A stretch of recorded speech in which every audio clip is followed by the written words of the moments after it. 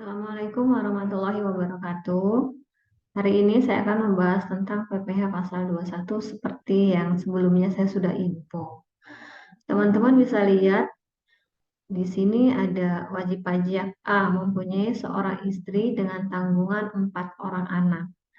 Apabila istrinya memperoleh penghasilan dari satu pemberi kerja yang sudah dipotong pajak penghasilan PPh 21 dan pekerjaan tersebut tidak ada hubungannya dengan usaha suami atau anggota keluarga lainnya.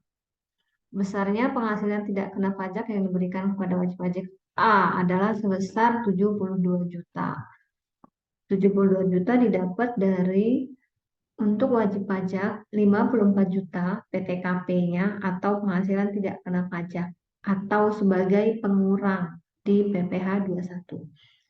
Status kawin 4.500.000, kemudian satu anak 4.500.000 dikali 3, 4.500.000 dikali 3 ketemu 13.500.000. 54 juta ditambah 4,5 ditambah 13,5 ketemulah 72 juta. 70 juta itu adalah PTKP-nya atau bisa menjadi pengurang PPh 21 si wajib pajak A. Sedangkan untuk istrinya pada saat pemotongan PPh 21 oleh kebetulan ini istrinya bekerja juga ya. Dia mendapatkan PTKP penghasilan tidak kena pajaknya sebesar 54 juta hanya dirinya sendiri. Hanya dirinya sendiri. Apabila penghasilan istri digabung dengan penghasilan suami, maka PTKP-nya menjadi 126 juta. Di mana WPA 54, statusnya kawin, mendapat potongan 4,5, anaknya 3, 13,5, dan istri 54.500.000. Ini terlampir tabel yang berhubungan dengan BPJS Ketenagakerjaan ya. Kebetulan soal yang akan kita bahas di sini adalah yang menerima BPJS Ketenagakerjaan, di mana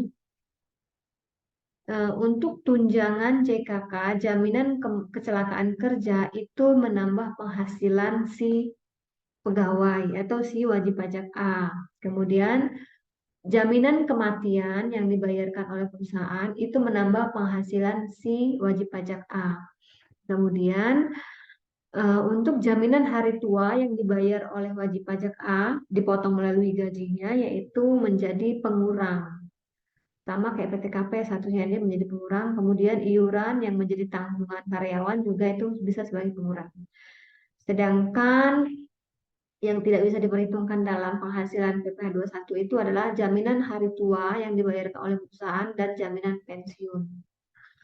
Nanti kita bisa lihat di pembahasan soalnya. Kemudian ini ada tarif PPh pasal 21 di Undang-Undang terbaru tahun 2021. Dia ada 6 lapisan, 5 lapisan ya.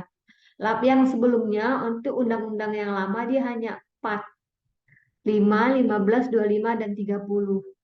Di mana aturan dimulainya juga berubah.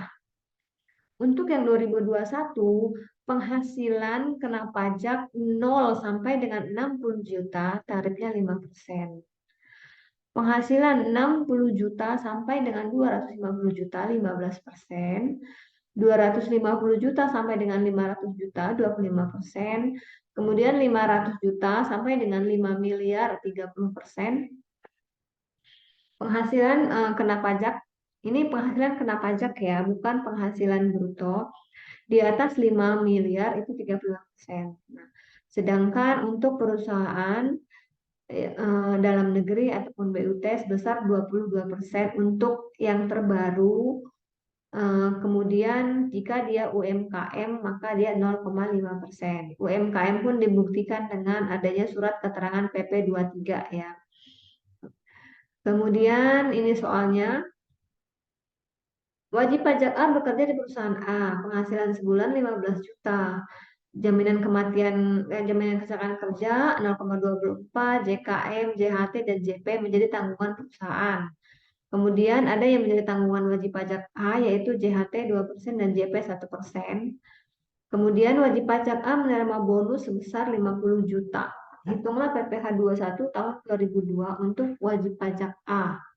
Jika yang pertama statusnya belum kawin, yang kedua statusnya kawin, dan yang ketiga statusnya kawin satu anak, kawin dua anak, kawin tiga anak, dan berikutnya adalah penghasilan istri digabung, di mana penghasilan istrinya itu misalnya setahun 120 juta. Oke, kita ke ininya, pembahasannya.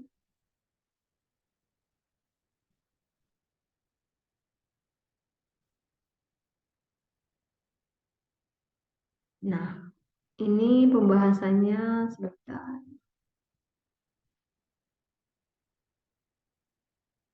Gaji sebulan 15 juta, kemudian JKK sebulan 36.000, JKM 45.000, dikalikan tarifnya ini ya. Kemudian JHT, kemudian JP. JP ini dikalikan 9 juta ya, karena di BPJS Ketenagakerjaan untuk jaminan pensiun itu ada batas maksimal. Jadi kalau gajinya 15 juta, maka tidak dikalikan 2% 15 juta, tapi batas maksimal oleh BPJS Ketenagakerjaan per 2022 sebesar 9.077.654 rupiah. Jadi dikalinya sebesar itu. Ini hanya untuk jaminan pensiun ya. Kemudian ini yang menjadi tanggungan perusahaan, tanggungan wajib pajak A. Ini juga JP-nya dikalikan sebesar 9.077. Nah, ini adalah 390 dikali 12. Jadi pengurangnya itu 4.689.324. Kemudian yang menambah penghasilannya dia itu adalah 36.000 ditambah 45.000 dikali 12. 81.000 ya, 81.000 dikali 12. Kita ini kan 81.000 dikali 12. 972 ya, 972. Berarti ini kan sebulan. Nah, untuk ngitung pajak, kita harus setahunkan gajinya. Maka gaji setahun 15 juta dikali 12 bulan ditambah 972.000, yaitu BPJS Tenaga Kerjaan yang menambah penghasilannya. Kemudian bonus, dia dapat bonus 50 juta. Total penghasilan bruto 230 juta 972 dikurangi biaya jabatan. Biaya jabatan itu ada di PMK nomor 250 ya, 5% dari penghasilan bruto ini, dan paling tinggi 6 juta. Paling tinggi 6 juta. Jadi kalau 5% dikalikan 230, hasilnya lebih dari 6 juta. Tapi kita diambil angka maksimalnya itu 6 juta. Oke. Karena ini dia lebih tinggi dari 6 juta ya. Jadi maksimalnya menurut peraturan ini adalah 6 juta. Tapi kalau penghasilan brutonya 10 juta, maka 10 juta dikali 5%. Itu berlaku biasa. Kemudian iuran pensiun. Iuran pensiun ini sebagai pengurang ya. Iuran pensiun itu tadi ini gaji dipotong gara-gara bayar JHT dan JP yang menjadi tanggungan kita. Kemudian jumlah pengurangnya segini. Kemudian ini adalah jumlah penghasilan neto. Neto. Ingat, ini neto. Kalau kembali lagi ke tadi, 5%, 15%, 25, 30% itu berlaku neto ya, bukan kotor. Kalau kotor yang ini. Nah, tapi yang ini sekarang adalah yang ini. Oke. Ini penghasilan neto. Sorry, yang 5%, 15% sampai dengan 35 itu atas penghasilan kena pajak, penghasilan kena pajak. Nah, kemudian netonya ketemu, neto didapat dari bruto dikurangi pengurang. Ya, ini ada nomornya. Kemudian sekarang PTKP. Dia yang pertama soalnya adalah dia single, tidak kawin, maka hanya ada 54 juta saja. Nah, 220 dikurangi 54 hasilnya 166. Inilah dasar pengenaan pajaknya. 0 sampai dengan 60 juta itu 5% sama dengan 3 juta. Sisanya 106, 282, 676 kali 15%. 15. Nah, total PPh terutang setahun itu 18 juta. Sebulan sebesar 1,5. Ini sebulan. Ya. Nah, untuk soal 2, 3, 4, 5 itu yang membedakan adalah di sini di PTKP. Di PTKP ini kawin tanpa anak, maka PTKP-nya 58. Ini kawin dengan satu anak, PTKP-nya 63. Ini kawin dua anak, PTKP-nya 67. Kemudian ini kawin tiga anak, PTKP-nya 72 juta. Yang membedakan tuh di sini ya, yang lainnya tetap sama. Kemudian eh, penghasilan kena pajaknya 161. 0 sampai dengan 60 dikalikan 5%, sisanya 106 dikalikan 5%, ketemunya ini. Yang lainnya juga sama. Jadi ini setahunnya 18, 942, 18, 267. Nah, semakin banyak anaknya maka pajaknya semakin turun. Ya, jadi yang membedakan status single atau menikah itu adalah di sini. Tapi kalau gajinya sama, jadi kemungkinan antara si A dengan si B, satu single, satu menikah, tapi gaji sama. Bisa jadi yang menikahlah gaji penghasil pajaknya nihil atau kecil. Oke, nah jadi teman-teman bisa perhatikan. Ini untuk penghasilan digabung. Penghasilan digabung, penghasilan suami 180, penghasilan istri 120. Jadi 180 ditambah 120 juta. Ini penghasilan digabung dan PTKP-nya pun menjadi 126 juta. Sama seperti tadi di Word-nya. Ini dan pajaknya menjadi 2178533.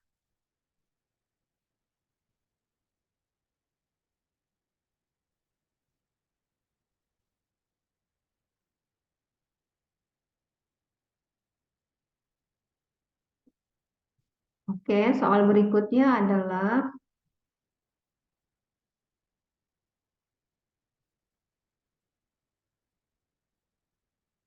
wajib pajak A bekerja di perusahaan A, penghasilannya 5 juta. Tidak menerima bonus ya, tidak menerima bonus. Pertanyaannya sama, berapakah pajak yang harus dibayar jika status belum menikah, status menikah, punya anak satu, dua, dan tiga. Kita lihat jawabannya.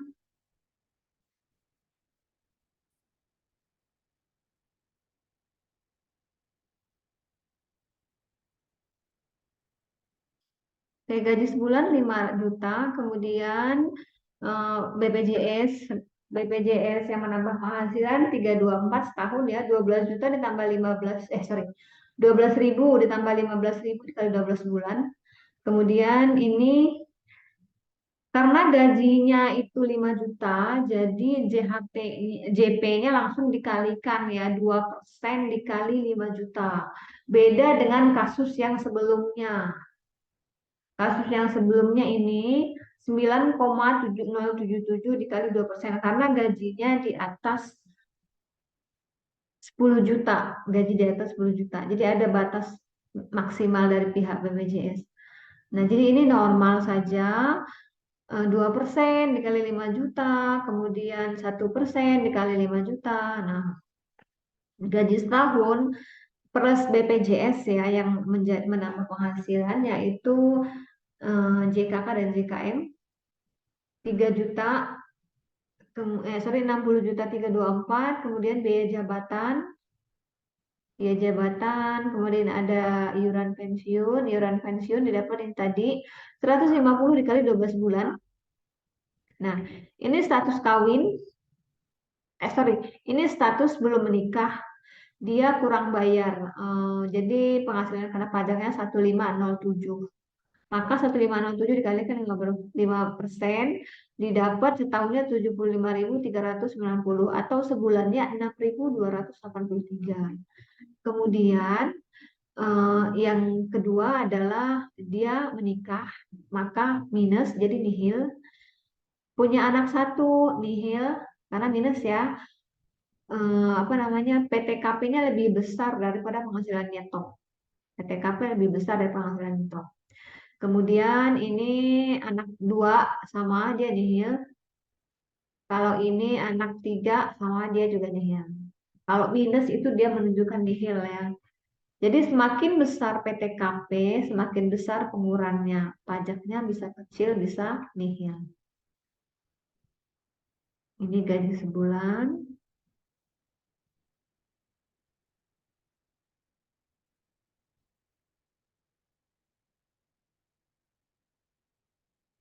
Kemudian kita ke soal berikutnya.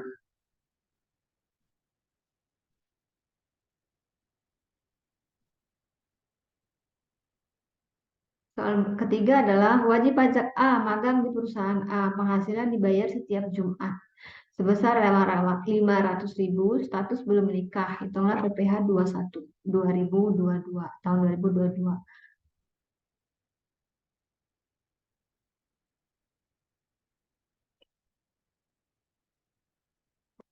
Oke, gaji seminggu 500, sebulan 2 juta, setahun 24 juta. Maka gaji setahun 24 juta. Kemudian untuk magang atau tidak tetap, dia tidak ada biaya jabatan ya. Karena biaya jabatan itu berlaku bagi karyawan tetap. Nah, berarti penghasilan bruto 24 juta, penghasilan neto 24 juta karena pengurangan tidak ada. Kebetulan dia juga tidak ada BPJS tenaga kerjaan atau BPJS kesehatan. Nah, PTKP-nya 54. 24 dikurangi 54, 30 juta minus dia nihil. Jadi ini untuk contoh yang magang. Jadi jabatan itu berlaku hanya untuk yang karyawan tetap.